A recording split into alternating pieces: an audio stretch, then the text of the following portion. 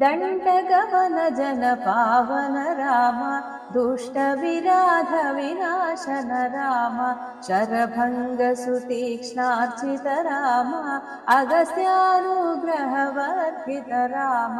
गृध्राधिप संसेवित Ram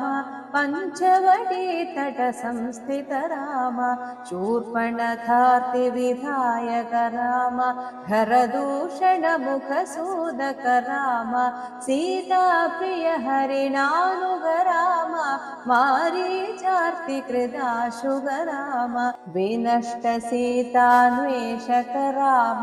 गृध्राधिपगतिदायक Ram